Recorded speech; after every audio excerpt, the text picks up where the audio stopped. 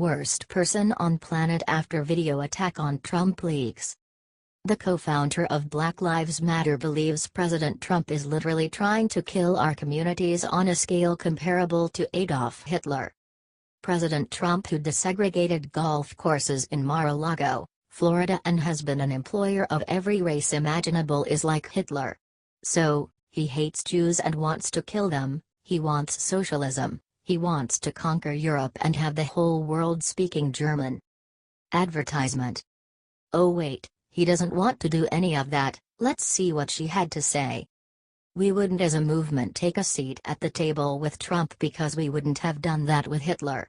Trump is literally the epitome of evil, all the evils of this country, be it racism, capitalism, sexism, homophobia, and he has set out the most dangerous policies, not just that impacts this country but that impacts the globe. Patricia Urs, one of BLM's 3 co-founders, told the Los Angeles Times in a Friday interview.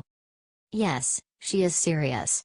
This is the most idiotic thing that has continued for too long. Advertisement. Trump isn't Hitler, he isn't like Hitler, he isn't a dictator. He wants less government and wants American sovereignty, he doesn't want to take over the world. He just wants America to be America. She continued.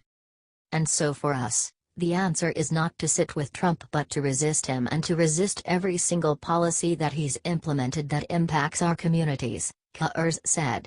I'm thinking about what I want my children to know in 30, 40, 50 years, and I want them to know that I resisted a president at all costs because this president literally tried to kill our communities. If she wants to be realistic, we need to stop immigration for quite a while because if it continues, Texas will flip blue and there will never be a GOP president again. So, if that's racism, then facts are racist. Share the truth about Black Lives Matter.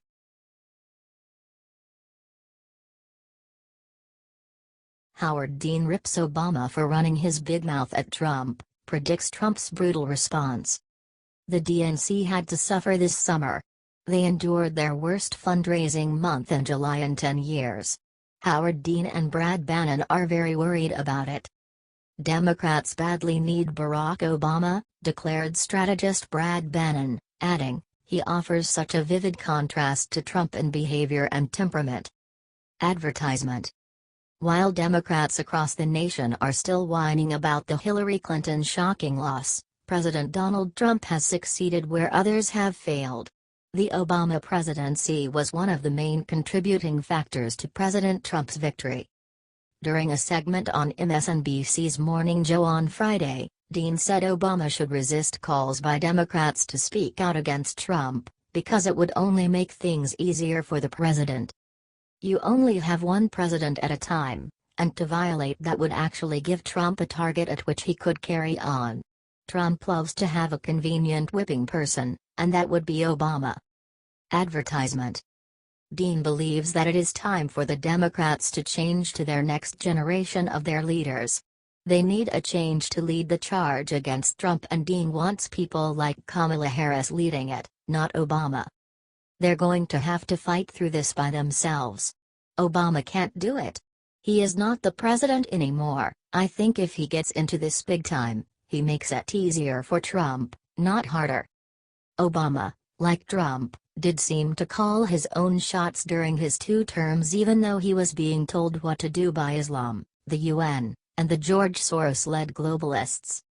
As a result, as reported by The Hill in early August, an Obama aide said the former president is planning a return to the national stage this fall. The aide described Obama's re-emergence as a delicate dance. According to unnamed former advisors, he doesn't want to be a foil against Trump. Then again, many wonder if Barack will stop himself from doing it because he has had issues staying out of elections this past year. What do you think about Howard Dean calling out Obama?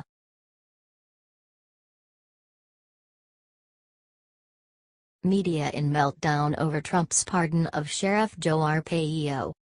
During Friday's edition of mainstream media darling MSNBC's All in a Washington Post columnist tried to dispute President Trump pardoning Sheriff Joe Arpaio. Catherine Rampell tried to say that pardoning Arpaio is an attack on the Constitution and the judicial system. The mainstream media duo of MSNBC and The Washington Post is embarrassing to say the least. They fail to understand what pardons are for. Advertisement. Pardons aren't for people who haven't committed crimes, and pardons aren't there just to agree with a judge's decision. Pardons are there to excuse a criminal after they have been convicted of a crime.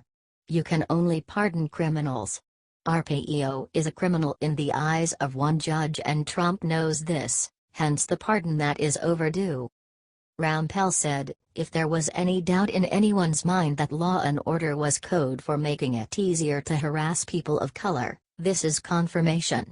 I would also point out that this is a direct attack on our Constitution and on the independence of our federal judiciary." You remember, there was a lot of concern during the campaign about the fact that he attacked a judge of Mexican descent, Judge Curiel, right? This is so much worse. Because the crime that he is being pardoned for is effectively not following the Constitution. Because a judge determined what his officers were doing was harassment, was discrimination. He refused the court's order. And this is Trump saying to the public, "You know what, I agree.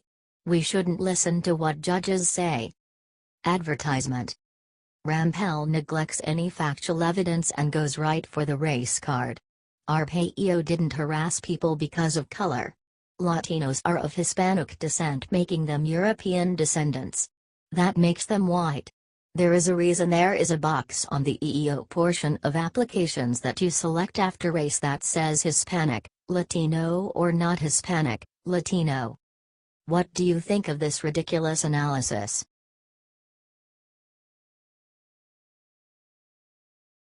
Breaking: John Kasich just chose his side and you're not gonna like it one bit.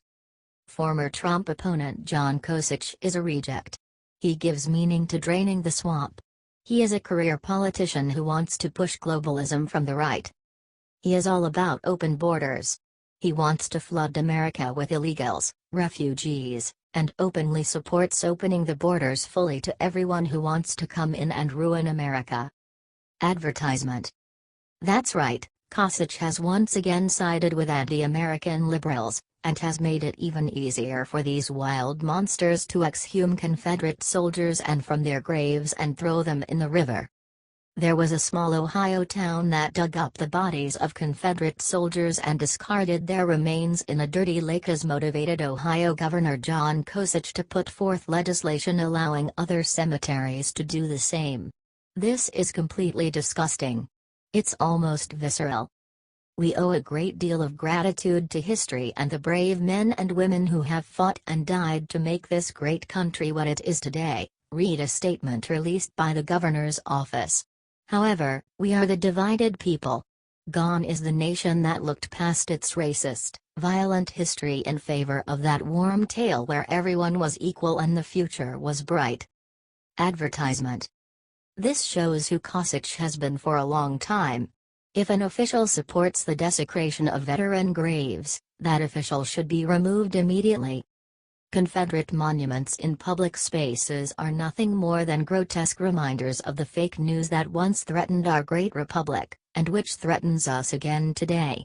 Let's leave memories of the Confederacy where they belong, on the internet, and reclaim this great land for more righteous mistakes and tragedies yet to come, the statement concluded. Trump and the rest of the right needs to immediately condemn Kasich. John Kasich has thrown his 2020 hopes down the drain. What do you think of this disgusting malarkey?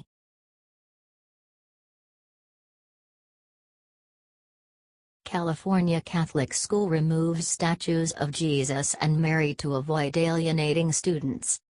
The San Domenico School, a Catholic school located in San Anselmo, California, made the decision to remove statues of Mary and Jesus in order to be more inclusive to other religions.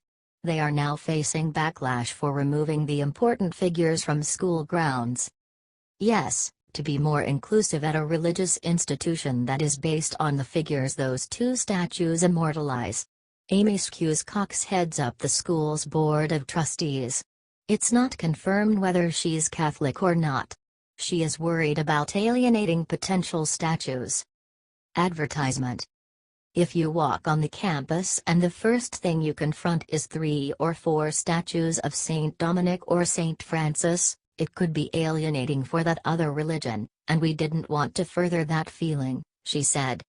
Head of school Cicely Stock also believes that it makes sense because most students aren't Catholic. Well, let me enlighten Cicely Stock, people don't send their children to Catholic school because it's inclusive. They do it because it is a private and Christian values coincide with Western society. This is absolutely insane. Many parents are furious with the asinine decision. One parent, Shannon Fitzpatrick, said in an email that she wasn't very happy at all with the decision. Advertisement. Articulating an inclusive foundation appears to mean letting go of San Domenico's 167-year tradition as a Dominican Catholic school and being both afraid and ashamed to celebrate one's heritage and beliefs. In our time here, the word Catholic has been removed from the mission statement, sacraments were removed from the curriculum, the lower school curriculum was changed to world religions, the logo and colors were changed to be less Catholic, and the uniform was changed to be less Catholic. There are other families having the same concerns I do. Many parents feel if the school is heading in a different direction then the San Domenico community should have been notified before the signing of the enrollment for the following year, she later added. They tried to lessen the blow by leaving up a portion of the statues. How much, you may ask? They left up 10% of the statues. They left up 18 of the 180 statues. This is sickening and repulsive and shows the true goals of the left. They want to eradicate whites and Christians. We must fight. What do you think?